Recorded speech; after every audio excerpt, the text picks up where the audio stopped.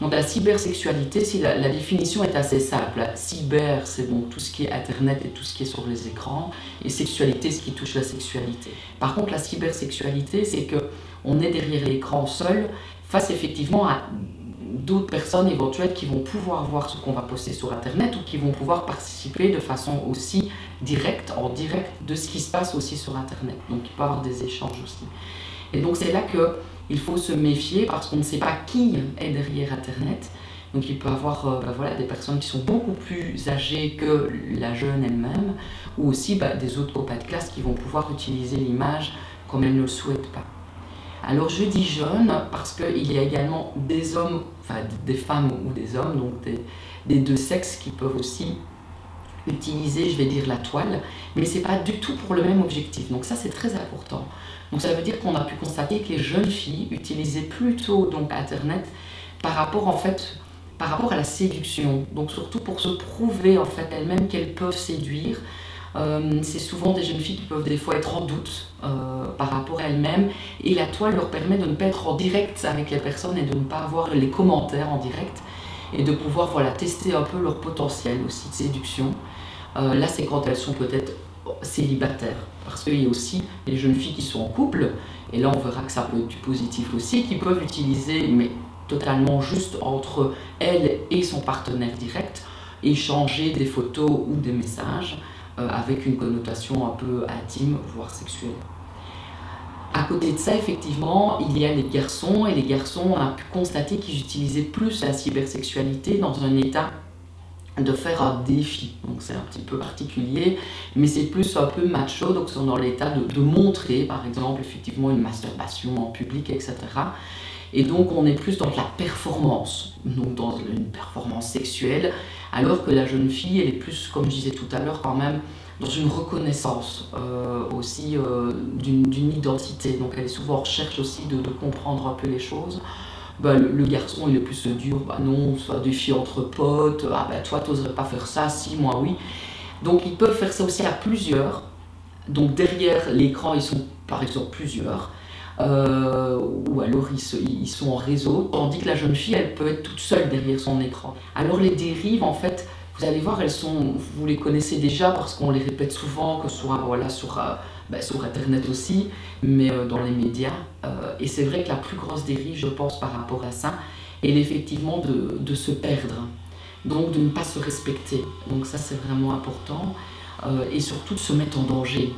Donc la jeune fille, souvent, ne se rend pas compte effectivement du danger, parce que l'image, quand elle est postée, elle est postée.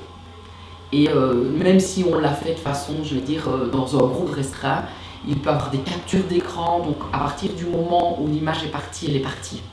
Et là on perd en fait, et on ne sait pas du tout où ça peut aller.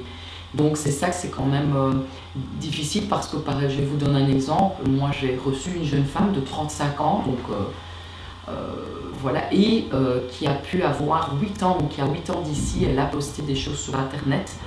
Voilà, parce qu'elle était dans un autre choix de vie, dans une autre étape de vie.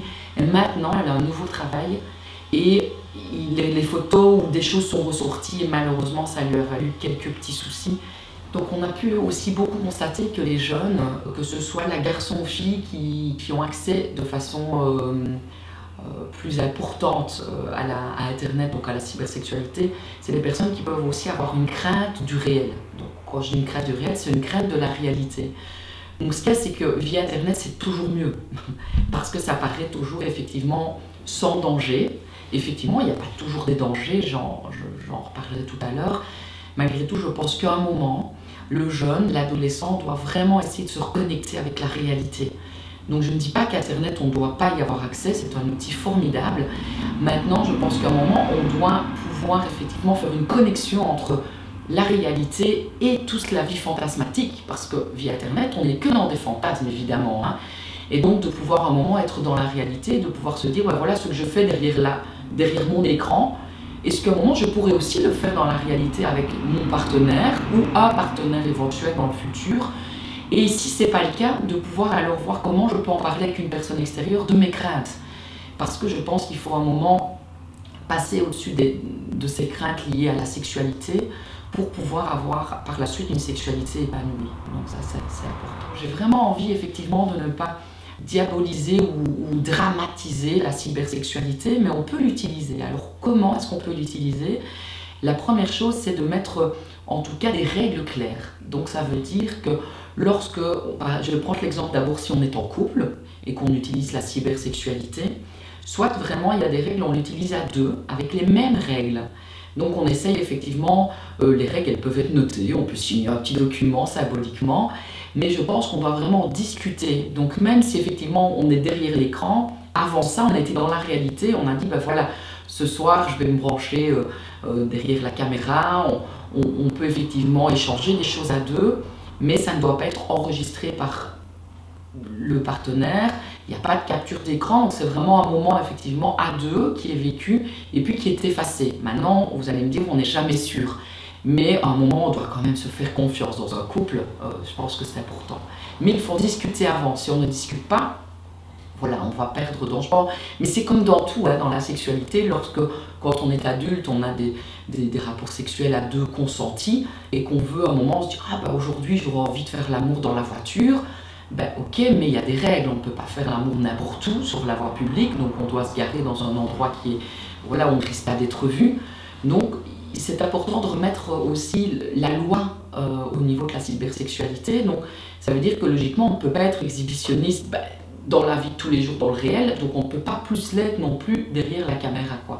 Donc il faut effectivement, lorsque on est dans un couple et qu'il y a des règles qui sont respectées par les deux membres du couple, voilà, à un moment, ça peut être un jeu aussi entre eux, mais ça dépend jusqu'où va le jeu aussi. Donc on peut aussi derrière la caméra juste dénuder une épaule, faire un bisou, se dire des choses sans pour autant effectivement être totalement nu. Donc je pense qu'une des règles qu'il faut essayer de respecter, c'est effectivement à partir de quand commence la nudité. Donc est-ce qu'être en sous-vêtements, on est déjà nu? Quel type de sous-vêtements? Donc je pense que tout ça doit être bien réfléchi par la jeune fille. Et par le jeune homme aussi qui est torse nu, hein, parce que des fois on se dit oh, torse nu un jeune homme, mais voilà, il est nu. Donc ça c'est important. Alors une autre chose dans le point positif, c'est que des fois on peut reprendre confiance. Donc moi j'ai eu des jeunes en animation qui me disaient, des fois je passe par l'écran pour me redonner un peu confiance par rapport à ce qu'on pourrait me renvoyer. Ah ben tiens, c'était chouette ta photo, c'était chouette ce qui s'est passé. Et donc après je peux alors passer dans le réel avec plus d'aplomb, plus de confiance en moi, et donc ça peut être aussi intéressant. Mais de nouveau, dans des règles importantes, avec le respect de soi-même. Et alors une chose importante dans la cybersexualité, c'est que là ça ne veut pas dire qu'il y a un acte sexuel devant la caméra. Ça c'est autre chose, c'est important. Donc là, une vidéo amateur par exemple, où deux personnes ont un rapport sexuel, ou des caresses intimes par exemple, ou des caresses un peu plus sexuelles au niveau des sexes de l'un ou de l'autre, ça logiquement ce n'est pas permis.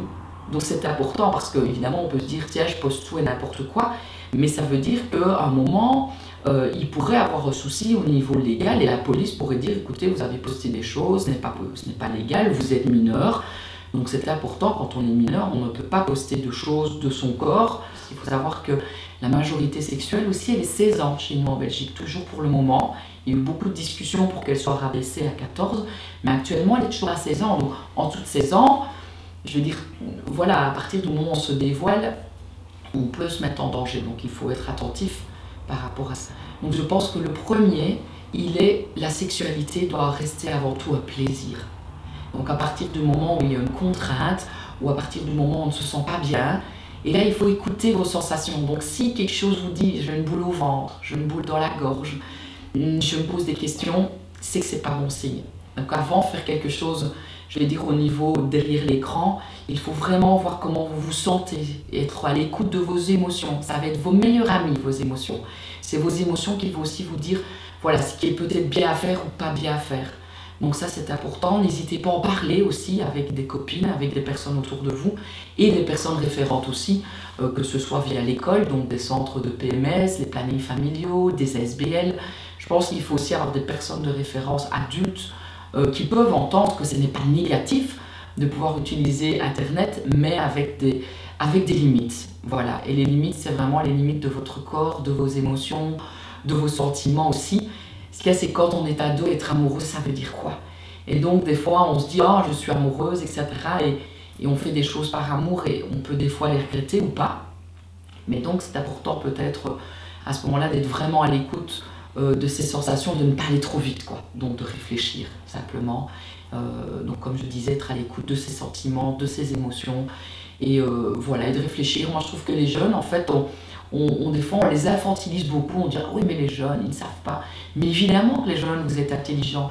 Simplement il faut vraiment un moment être à l'écoute de cette intelligence et dire bah oui je ne peux pas faire tout et n'importe quoi. Je dois vraiment réfléchir aussi. Voilà. Donc bonne route et plein de plaisir.